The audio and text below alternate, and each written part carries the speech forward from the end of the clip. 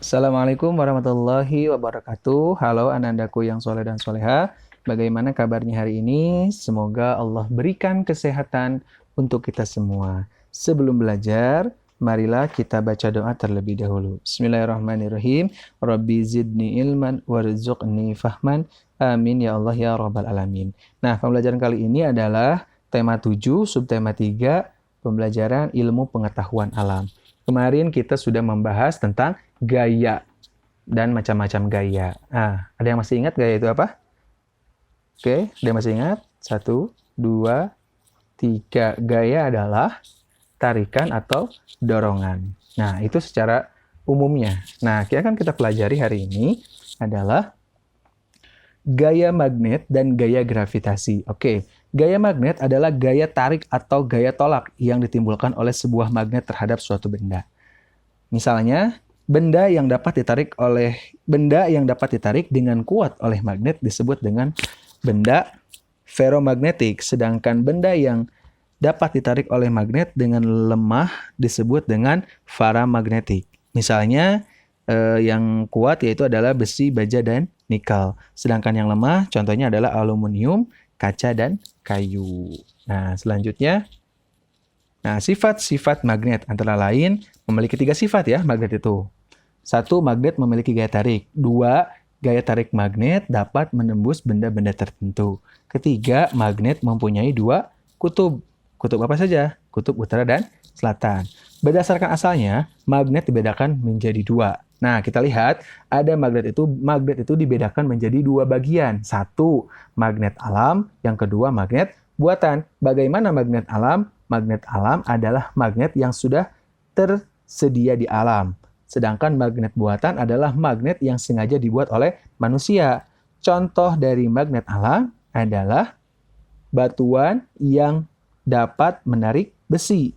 Sedangkan magnet buatan adalah magnet yang dibuat manusia. Contohnya adalah magnet batang, jarum, tabung, atau silinder, atau huruf U dan ladam.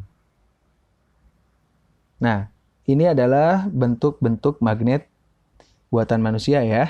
Oke, ada magnet batang, ada magnet jarum, magnet ladam, magnet silinder, dan magnet U. Nah, selanjutnya kita akan beralih kepada gaya gravitasi. Gaya gravitasi adalah gaya yang ditimbulkan oleh tarikan bumi. Gaya yang menarik suatu benda selalu menuju ke bawah disebut dengan gaya gravitasi. Nah, contohnya adalah gravitasi bumi. Jatuhnya buah dari pohon dengan sendirinya. Itu merupakan salah satu contoh terkecil. Ya, bisa katakan terkecil, tiba-tiba ada pohon memiliki buah tersebut jatuh ke tanah. Berarti adanya gaya gravitasi atau gumpalan kertas yang dijatuhkan lebih cepat tiba di permukaan tanah dibandingkan kertas selembaran. Hal ini karena ada gumpalan udara yang lebih kecil. Ini tuh contoh ketika 2 kertas yang bergumpal dengan kertas yang selebaran, ketika dijatuhkan itu akan yang lebih cepat yang bergumpal. Ya, hal ini dikarenakan gesekan gumpalan dengan udara lebih kecil. Selanjutnya, menjelaskan gaya gesek dan kegunaan dalam kehidupan sehari-hari. Gaya gesek adalah gaya yang terjadi jika 2 permukaan benda saling bergesekan. Ada gaya dorong. Kalau gaya dorong itu satu arah, kalau gaya gesek itu arah sebaliknya. Besar kecilnya gaya gesek dipengaruhi oleh permukaan kedua benda yang bergesekan. Makin halus permukaan, maka gaya gesek akan semakin kecil. Makin kasar permukaan, maka gaya gesek semakin besar. Selanjutnya menjelaskan gaya gesek dan kegunaannya dalam kehidupan sehari-hari. Bisa kita lihat ada seorang yang sedang mendorong mobilnya. Gaya gesek pada benda yang bergerak selalu berlawanan arah dengan arah gerakan benda tersebut. Gaya gesek ada yang menguntungkan, ada juga yang merugikan. Nah,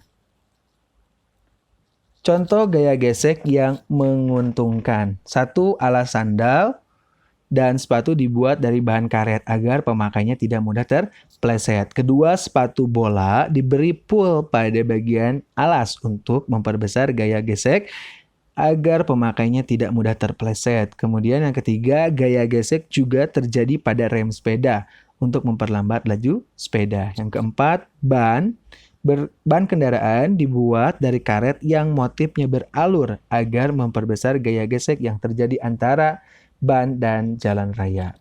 Sedangkan contoh gaya gesek yang merugikan, 1. Pada mesin sepeda motor atau mobil selalu terjadi gesekan antara bagian-bagiannya. Gesekan itu akan membuat mesin cepat rusak. Untuk mengurangi gesekan yang terjadi, mesin diolesi oleh pelumas. Kemudian contoh yang kedua adalah gir roda dengan rantai sepeda atau sepeda motor juga sering bergesekan. Jika tidak dirawat akan cepat rusak. Perawatannya yaitu dengan memberikan pelumas untuk mengurangi gesekan yang terjadi.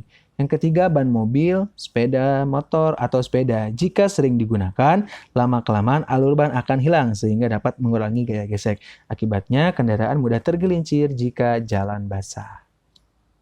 Nah, pada kali ini ada tugas IPA. Tugasnya ada di Prima 4A halaman 174 nomor 1 sampai 3. Sekian dari Ustaz. Assalamualaikum warahmatullahi wabarakatuh.